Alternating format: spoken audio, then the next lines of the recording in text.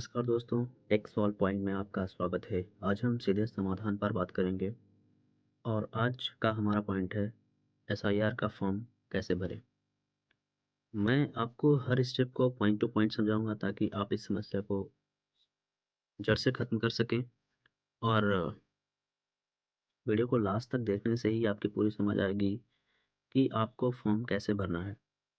बस आगे बढ़ने से पहले अगर आप टेक्नोलॉजी से जुड़ी ऐसी ही सॉल्यूशन और टिप्स मिस नहीं करना चाहते तो अभी चैनल को सब्सक्राइब कर लीजिए। तो चलिए बिना किसी देरी के सीधे फॉर्म को भरते हैं। तो मैंने ये एक फॉर्म लिया हुआ है, आप देख सकते हैं ये पूरा फॉर्म है। एसआईआर का फॉर्म है, बीएलओ की तरफ से दिया हुआ है और ये बीएलओ का नंबर यहाँ पे शो कर रहा है, उनका नाम शो कर रहा है और ये भारत निर्वाचन आयोग की तरफ से दिया गया है बीएलओ को, बीएलओ की तरफ से मुझे दिया गया है फॉर्म। जो कुछ इस तरह से है, ऐसा ही फॉर्म बीएलओ से आपको भी मिला होगा। ऊपर इसके यहाँ से यहाँ तक कॉलम फिल है पहले से। आगे के कॉलम में क्या भरना है आइए वो देखते हैं। तो सबसे पहले हम क्या करेंगे, यहाँ ये वाले जो आपको दिख रहे हैं यहाँ पे आपको डालना है जन्म तिथि, दिन माह के सामने यहाँ पर आपको भरना उसकी डेट ऑफ बर्थ, किसकी, जिसका ये एसआईआर का फॉर्म होगा के हिसाब से आप यहाँ पे उसका डेट ऑफ बर्थ लिख देंगे। फिर उसके बाद आधार नंबर, उसका वैकल्पिक है, डाल है तो डालें नहीं तो नहीं डालें, अगर है तो डाल दीजिए, ठीक है। मोबाइल नंबर प्रेजेंट में जो है वो आपको यहाँ डालना है, ठीक है। उसके बाद आपको क्या करना है, ये चीज़ें देख लीजिए ध्यान से। मोबाइल नंबर हो गया, पिता का नाम, यहाँ पिता का नाम उसको डालिए, किसके, यहाँ पे जो है भैया, यहाँ पे जो जिसका नाम होगा उसी के पिता का नाम यहाँ डाला जाएगा। उसके बाद उसके उसी पिता का यहाँ पे एपिक नंबर डाला जाएगा, उनके पिता का एपिक नंबर डाला जाएगा। फिर यहाँ पे उनके माता का नाम, उनके माता का एपिक नंबर। उसके बाद क्या है यहाँ पे, पति या पत्नी, अगर ये मान लीजिए उनकी शादी हुई है तो उसके पत्नी का नाम यहाँ डाल देंगे।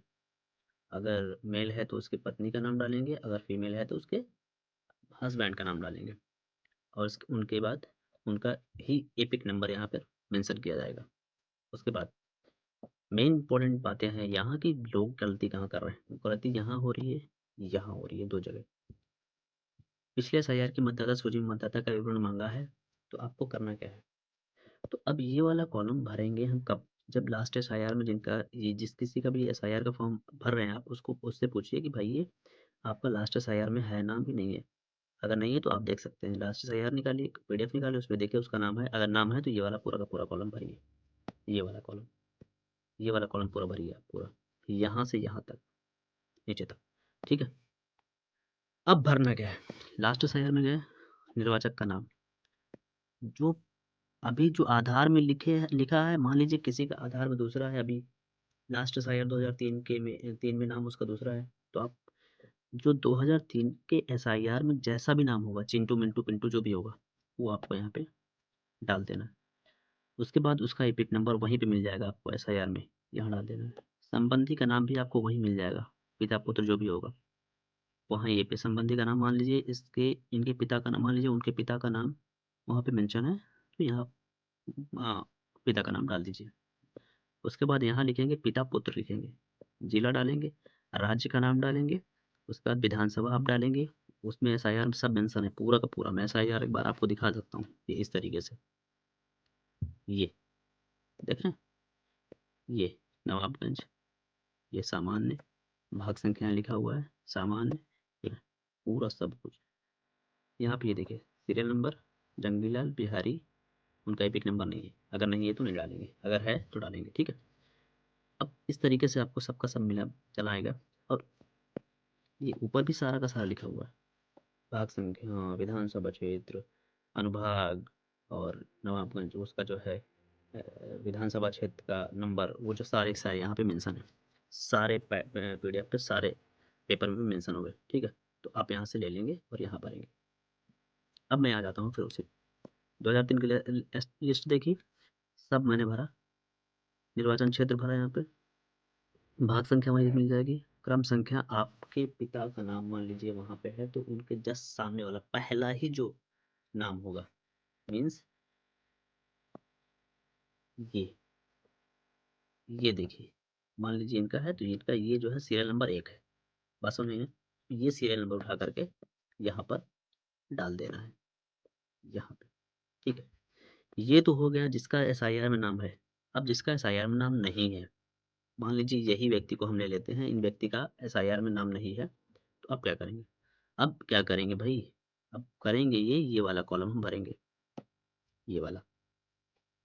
जहाँ तक मैंने बीएलओ से पूछा, बीएलओ ने मुझे सारा का सारा बताया था कि इस तरीके से इनका यहाँ पर विवरण आप देंगे। अब क्या करेंगे?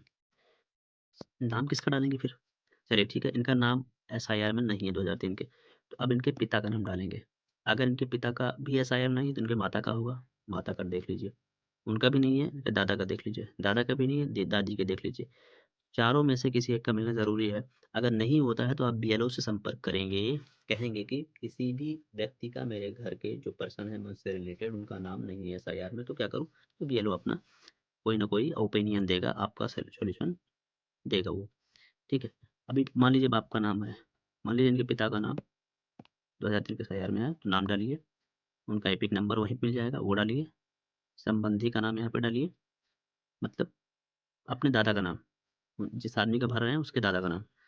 उसके बाद यहाँ संबंध पिता-पुत्र का डालिएगा, नहीं दादा-दादी का डाल दीजिए, ऐसा कुछ मत करिएगा, ठीक है? मतलब ये जो व्यक्ति है, इसके पिता का संबंध यहाँ पिता-पुत्र का हुआ। अगर इन केस आप अपनी माताजी का नाम यहाँ पे डाल दिए, तो अब क्या करेंगे? एपिक नंबर किसका डालेंगे? एपिक नंबर माता का डालिए। संबंध में क्या लिखेंगे? संबंध में आप अपने पिता का नाम लिखिए, ठीक है? यहाँ पे। उसके बाद संबंध में डालेंगे पति-पत्नी का डाल देंगे, जिला डाल देंगे, राज्य का नाम डालेंगे, विधानसभा क्षेत्र चुनेंगे, जो यहाँ का भी विवरण यहाँ पे दे रहे हैं 2003 के एसआईआर के अनुसार। जो 2003 के एसआईआर में नाम उनका होगा तभी यहाँ पे विवरण दे रहे हैं आप। तो यहाँ पे ये चीज़ें देख लेना, वहाँ के अकॉर्डिंग जो है विधानसभा क्षेत्र, भाग संख्या और क्रम संख्या आप यहाँ पे एंटर कर देंगे। यहाँ पे क्रम संख्या एंटर करें। इतना करके आपका फॉर्म फिल हो गया। कोई दिक्कत होगी आप मुझे कमेंट बॉक्स में कमेंट करके पूछ लीजिएगा, और यहाँ पे आप अपना सिग्नेचर करना ना भूलेंगे, सिग्नेचर करिएगा, उसके बाद जो है ले जा करके अपने बीएलओ को दे दीजिएगा। तो बस इतना ही। कोई दिक्कत हो फिर परेशानी हो तो बताइएगा मुझे वीडियो में कमेंट करके, और ज़्यादा से ज़्यादा वीडियो को शेयर करें, लाइक करें, सब्सक्राइब करें चैनल को। मिलते हैं नेक्स्ट वीडियो में, तब तक के लिए धन्यवाद।